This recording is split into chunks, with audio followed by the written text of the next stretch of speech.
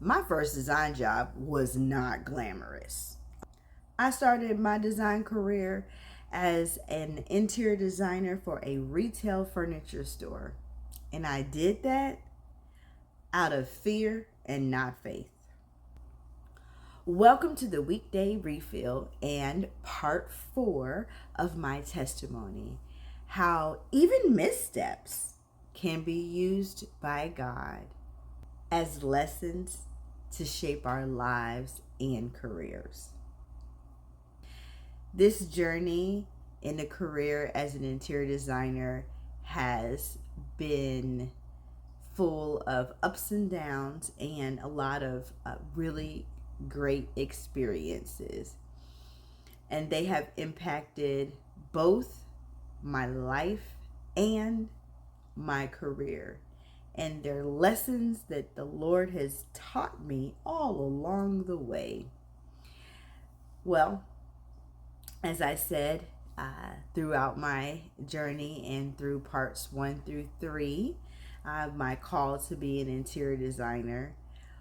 When I graduated from the Art Institute of Atlanta in May of 2004, I went and I looked at several architectural firms and several design firms. I showcased at my portfolio show, and I was very proud of the work that I did. In fact, I still have the work that I did, and I shared some of my design work with an intern that I am working with right now. And in fact, that intern is who inspired me to come and share my story with you all,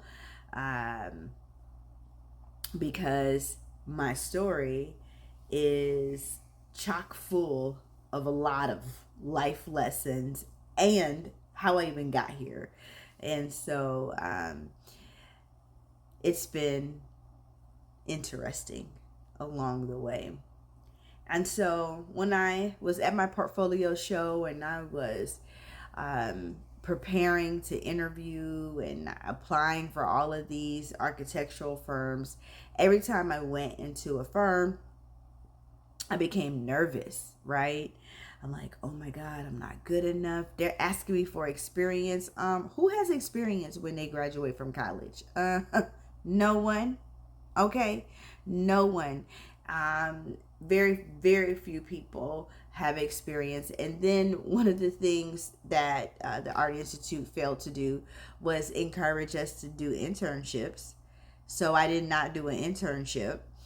Um, well, I did do a internship, but honey, listen, I was out here cutting tile. Like I interned with a designer that was a DIYer. Like they wore the design hat and the contractor hat, and baby, I just tell the contractor what to do. I don't wear both hats, and I don't want to. Um, and so I was not the labor force did not deem me valuable enough to give me a job. And I was nervous. And for some reason, my persistence in my pursuit and my confidence really wavered in this season. And so, out of fear, I applied for this furniture store and I began to work and as an interior designer at the furniture store. And it was enjoyable in the beginning. I really was able to write my own paycheck, even though I wasn't very good at that at the beginning, okay? Because my own paycheck that I wrote myself really sucked most of the time. And it really sucked because while I had the head knowledge of design, I did not know anything about sales.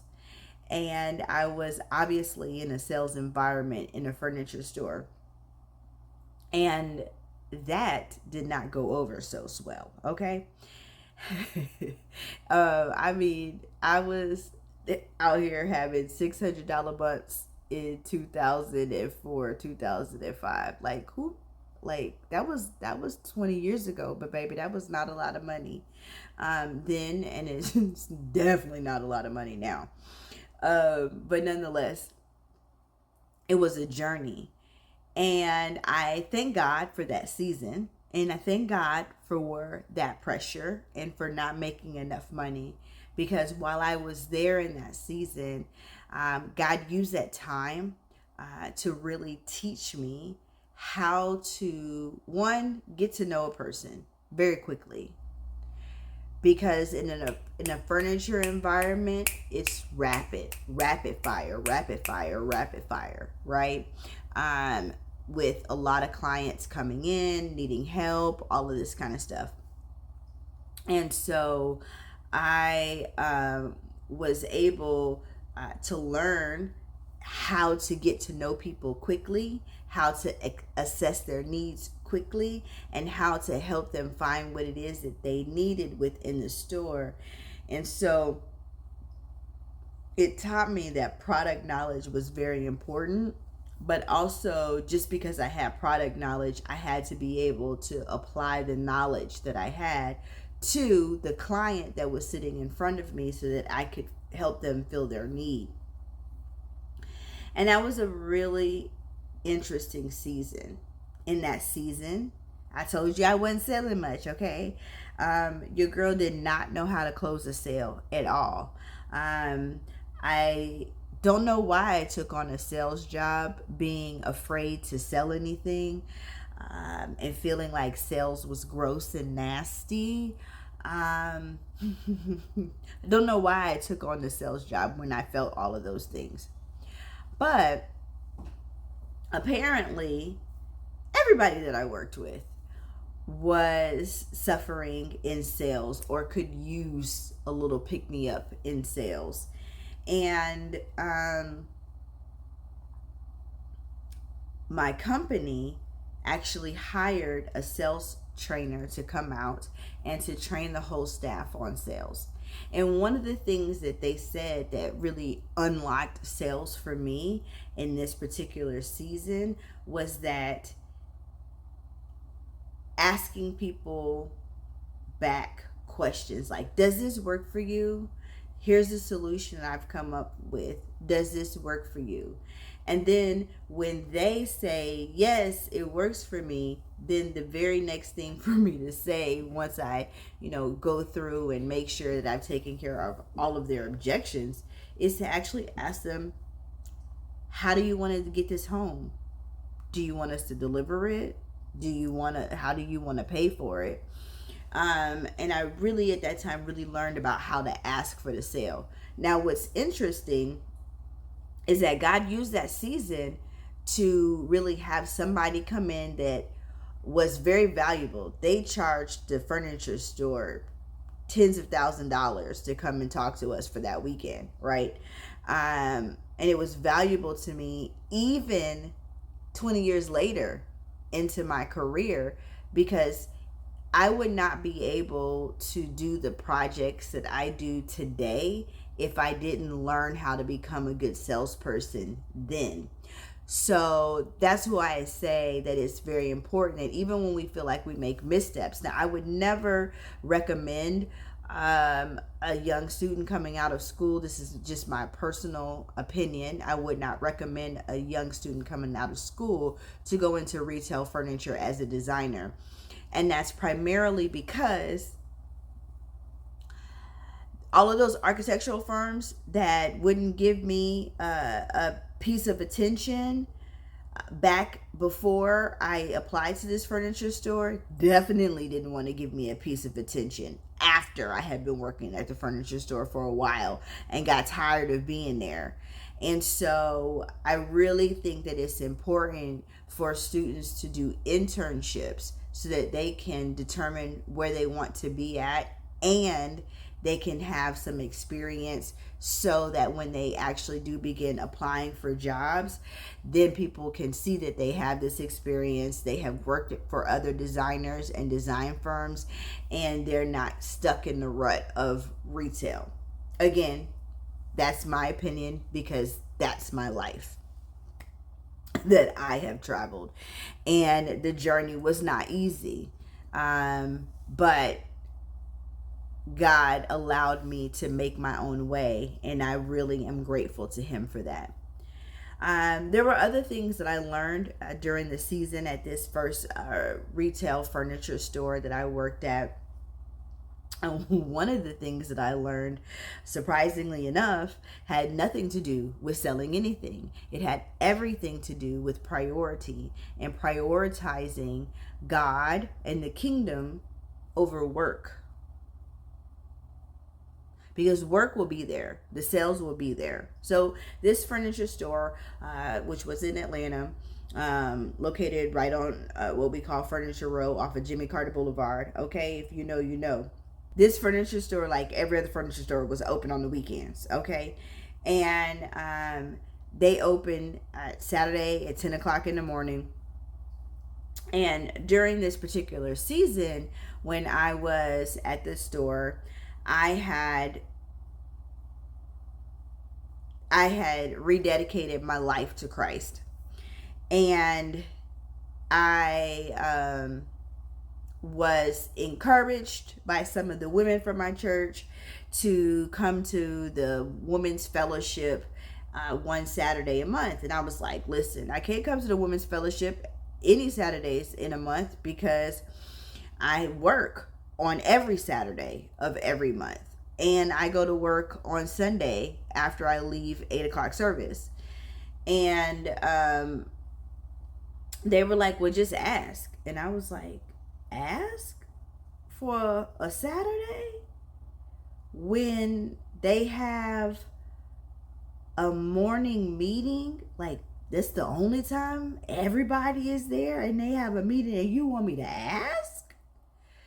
Huh. So then, y'all, I was nervous, right? Again, this is my first time in a real job, asking for something that, in my opinion, was a difficult ask. I was very scared. But I also knew that I wanted to have God first. I knew that I wanted community, and I knew that I was really looking forward to this women's fellowship. So I needed to figure it out. And so I prayed. I asked the Lord to give me strength and boldness. I reminded myself of my favorite scripture, Philippians 4:13. I can do all things through Christ who is my strength, or who strengthens me, depending on what version that you want to read and recite for that day. I like both. And I showed up at work that week. I can't remember what day of the week it was. And I asked my manager, his name was Scott. And I was like, listen, Scott, can we talk for a minute? Can we sit on this couch and talk for a minute? And now listen, Scott and I were not on the same page. He was not a believer. He and I, our faith was not the same. So I was really nervous. Okay. And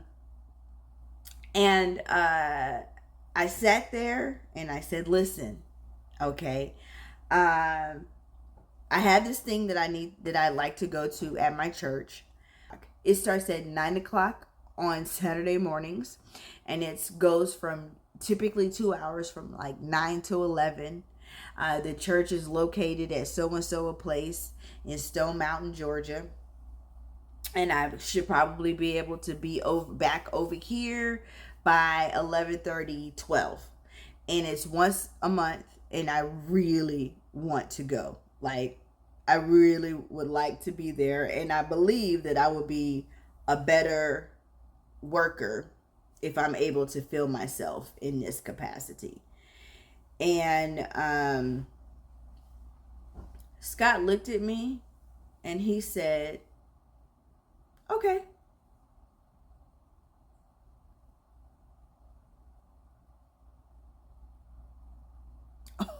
Okay. It was so easy. He let me go and he never complained the entire time that I worked there. And I went. But I was so terrified to ask. But God had already gone before me. And that was a huge lesson that I learned while I was there, that God would go before me. That was incredible. Other lessons that I've learned while I was at this furniture store that were not even related to my design career. But like I said earlier, God is a God of both and. He's cares about my life and he cares about my career because they're all intertwined in the same thing. Okay. And so I also learned about how God can be with you even in horrible times. This lovely family came in, and this was prior to me asking for these Saturdays off. But this lovely family had come in. They had a fire. They were trying to figure out what furniture that they had purchased prior to the fire because they lost everything, obviously their receipts as well. And so we were able to find their receipts, find what they were looking for, and I was trying to find out why they was in such a good mood and why they had so much joy, because they had a house fire and they lost everything, including their cars and their dogs. Okay, everything. um and they were just so full of joy. And I realized that in this moment I learned that joy had nothing at all to do with happiness or with what actually was going on and transpiring in your life. But the joy of the Lord can be your strength in any season. And I wanted to know where they were going to church, because wherever they were attending church at, they were being fed. And I wanted some of that food because it sounded like it was really good. Okay. And so that's when I ended up going to that church. And then ultimately after that, that's when I ended up being pulled aside and like, hey, you've been missing women's fellowship and you need to come. And then that's when I was able to get up that boldness to ask the question and to be pleasantly surprised with the response of yes, yes, you can go. I'll see you when you get here. And it was great. It was a really, really good time and a good season. And as I said, I feel like it was a misstep simply because it caused me to have to really pivot when I got ready to leave. I learned a lot about working with people and working with clients. However, when I got burnt out and tired of selling furniture, I felt like there was no place else for me to go. And so once I got here to San Antonio, that's where I live. I live in San Antonio. I worked at another furniture retail store that was literally like the carbon copy of one that I worked at in Atlanta.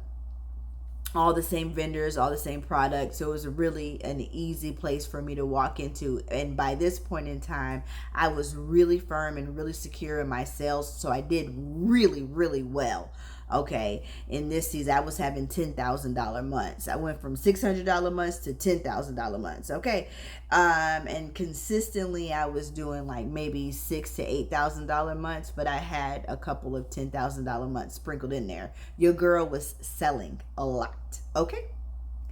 Anywho, when I made that transition, and I started to feel unfulfilled. I started to feel like a yearning for more. I started to feel like I wasn't helping people to the level in which I was called to help people. I was starting to feel the call that God had placed on my life, tugging me forward into more. And so when I began to look for more, I had been working in furniture retail for several years. And I was told by several architectural firms and several design firms that furniture just doesn't qualify you for what they do, which was, we do AutoCAD and we're doing this and we're making floor plans and we're doing kitchen and bathroom remodels and da da da da da, like all of this stuff, right? And you're not qualified.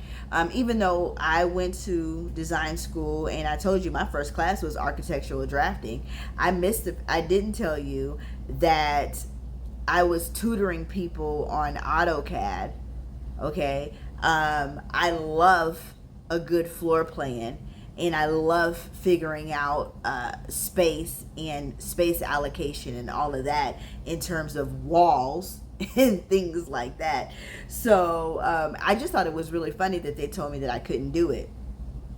And let me tell you something that people cannot do. They cannot tell me that I cannot do something, especially when I know that it's something that I'm supposed to do it and I feel like it is from the Lord. And so I just decided to start my own business. I prayed about it. The Lord said, let's go. I said, all right. And I started my own company. So while retail wasn't necessarily the way that I was supposed to go, I learned a lot. And I thank God for taking and using that misstep for my good. That's today's weekday refill. A place for us to remember that it is safe to make mistakes with the Lord. My favorite scripture is, whether you go to the left or to the right, you will hear a voice behind you saying, this is the way, walk in it. When I went to the furniture store that I went to, and I went to the second furniture store that I worked at, those were, in my opinion, a little bit off the path. But God was able to use that crooked path to get me straight to where I am today. And I am grateful to Him for that. Thank you for being here and following along. I will see you tomorrow for part 5 in the final session of my testimony and the weekday refill. Saturday is a bonus because I missed Monday. It was a holiday. Nonetheless, I will be here on Saturday to share the rest of the testimony. Thank you so much for being here. I pray that God will richly bless you. And I pray that instead of being upset with yourself over missteps, take a step back and look at what you can learn from that misstep and then move forward. Keep going. You got this. Have a blessed day.